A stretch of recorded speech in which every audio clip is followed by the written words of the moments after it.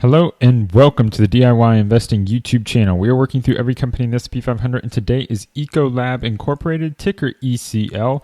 Over the next few minutes, I'll discuss my thoughts on both the valuation of this company and its business quality. First up, we have a market cap of $43 billion, enterprise value of $51 billion. So you see about $8 billion in net debt on this business.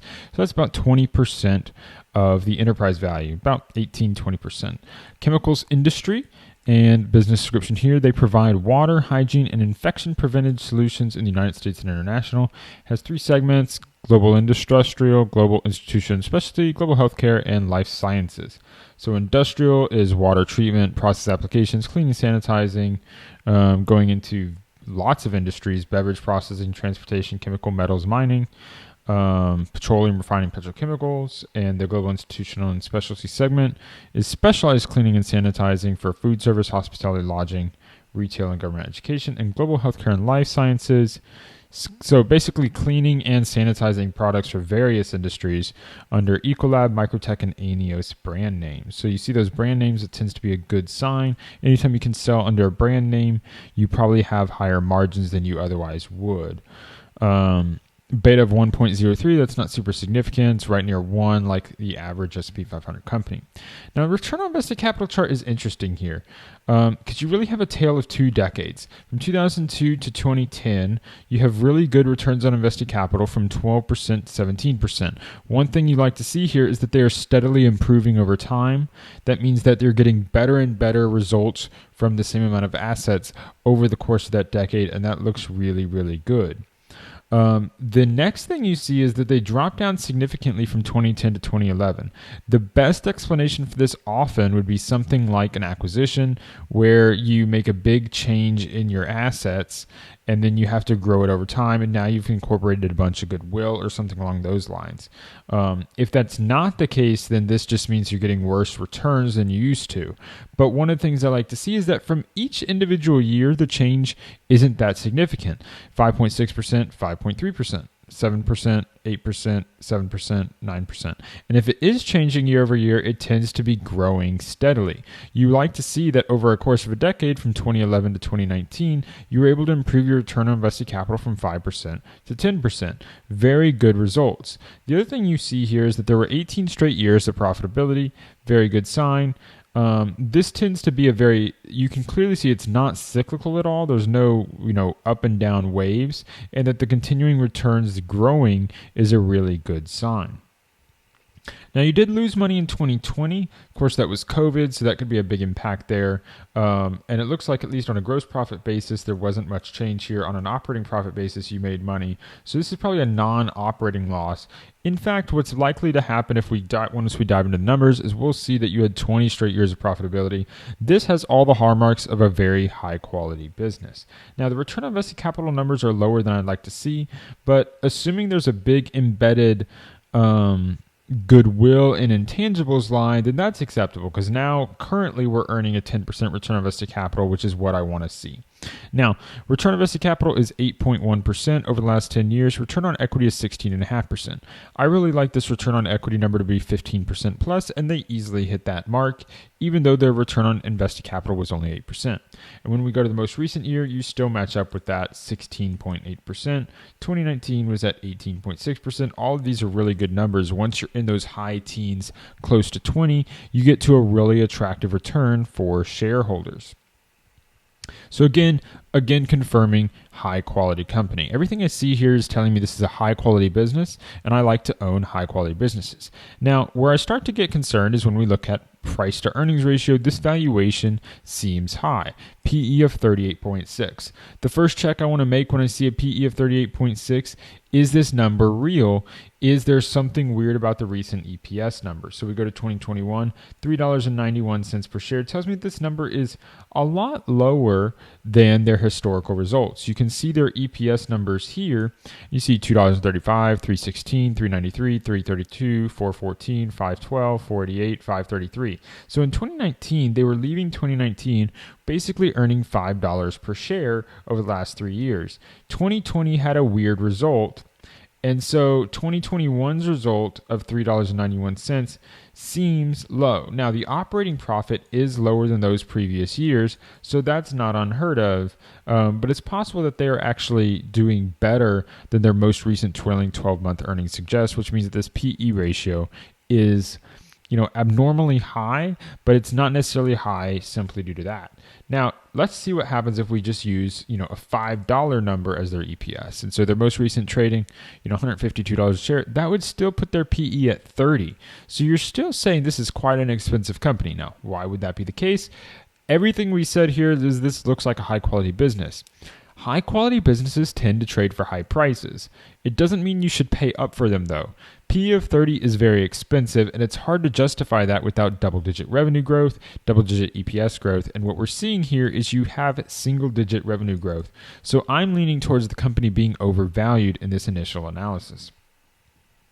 Now, you have a 6.5% revenue growth, and we can see that basically that tracks pretty well with what we're seeing in terms of revenue, but it actually looks worse than that overall when you look at 2012, $11.8 million to 2020, $11.8 billion. And so it looks like you've not grown that much over the course of the decade in actuality, and that's not good. I mean, your gross profit is the same or slightly lower than it was at the beginning of the decade, and that lack of growth really harms your ability as a shareholder to harness these high returns on equity.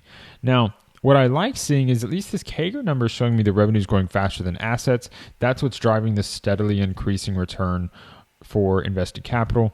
Free cash flow and EPS also growing faster than revenue and assets. Very good sign for some operating leverage. And that sort of operating leverage shows up when you see an operating margin expanding from 12% to 13%. But we need to take a deeper look into the balance sheet and income statement to really understand what's going on here and whether this valuation makes sense. If you're enjoying this video so far, hit that like button. Don't forget to subscribe. Your likes and subscriptions tell YouTube you're enjoying this content, and I would really appreciate it. So, income statement.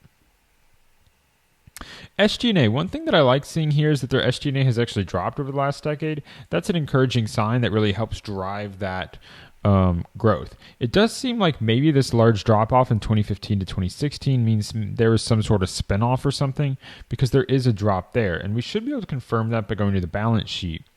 Is there a big drop here as well with assets? What did I say that number was? 2015, 2016. So there's not a significant drop in your assets and goodwill, which makes me think that maybe there wasn't actually a spin-off during that time period. There was just a reduction in headcount of some sort. Let's see. You have a decent amount of net interest income that's negative, so you're paying a decent amount of net interest, which would tell me that you're certainly running that debt cost, paying that debt cost. There's not a significant change in shares outstanding. It looks like your shares outstanding grew for 2 years from 2012 to 2014 and has declined a bit since then at 289. But you've retired maybe only 3 to 4% of your shares outstanding over the course of the decade, which is not significant. Now, why would that be? One thing is even if you're spending a lot of money on your shares outstanding for buybacks, at high prices, your buybacks are going to be a lot less effective. And so that's a little bit of concern that you'd be spending a lot of capital there if you have high prices, because it makes your buybacks very ineffective. Now let's go to the balance sheet. One thing we can see is your PP&E has gone up at least 50% from $2.2 billion to $3.6 billion. Goodwill's gone up $5.8 billion to $8 billion. So you've made some acquisitions over the last year or two. Intangibles has gone, basically flat. Let's look at our debt. Debt's up only a little bit, 6.6. That's not super concerning. I like the fact that our assets haven't grown a ton because our profitability hasn't grown a ton. I mean, again, we look at our net income, 1.1, your operating profit is barely up. So assets being barely up is a good sign. Let's see, nothing else of interest on the balance sheet. Let's see if we can parse out something with the cash flow statement. So you are issuing shares over time. So this is one concern, is that you're constantly issuing share-based compensation. It makes your buybacks less effective. So despite the fact that you bought back shares every single year, some of the years it didn't actually make a difference, probably because you did high prices, and some years it was just ineffective because you were continuing to issue new shares. So really this buyback is done mostly just paying employees extra money. It means that your cash flow from operations and any sort of free cash flow measure is going to overstate the profitability of the business, and that is a little bit of a concern.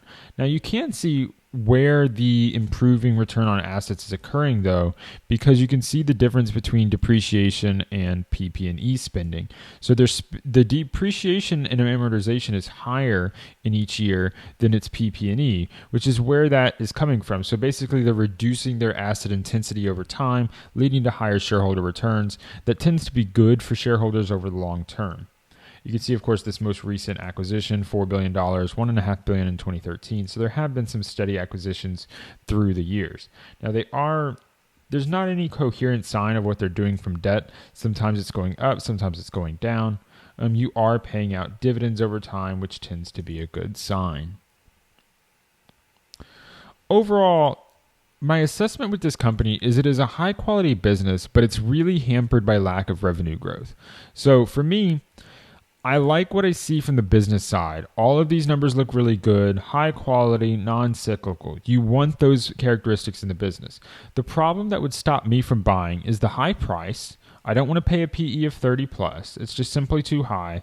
This company becomes interesting at a PE of 15 or less, which if we say a normalized earnings is $5, then 15 would be somewhere in the $45 to $50 range. Now, that's substantially higher, that's substantially lower than the current price, but it's something to be aware of for what would make a company like this really interesting. The second problem with it is lack of revenue growth. If you're only growing a very small amount, then it really hampers your ability to get high returns over the long term. And that would be my concern here. 7% EPS growth is decent, but it's not amazing. You've doubled your EPS over the course of a decade. That is good. Some of it is coming from that operating leverage. Some of it has become you're not having to invest as much in assets as you're producing. That really allows you to have a really good free cash flow number. That's why you're seeing this free cash flow growing that much faster than EPS, because they're not having to dump as much free cash flow into the business. But these prices are simply too high. So for me, it would have gone on my watch list if the growth was higher, because it's a really high quality business. This is certainly something that's not going away. There's always going to be a need for cleaning and sanitation solutions. So it's a very durable business. That's a good sign. But again, lack of revenue growth is what's driving it not joining my watch list. Lack of basically too high of a price is what drives it not being super interesting now. So something that doesn't necessarily have to be on my watch list if it's super cheap, but this is far from cheap. At a PE of 38, it's clearly overvalued. At kind of a normalized PE of 30, it's still overvalued.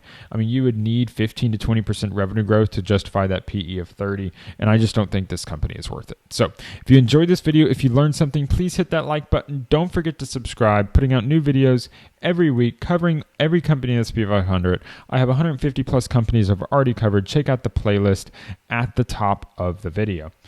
Thank you for listening, and until next time, stop paying fees, start building wealth.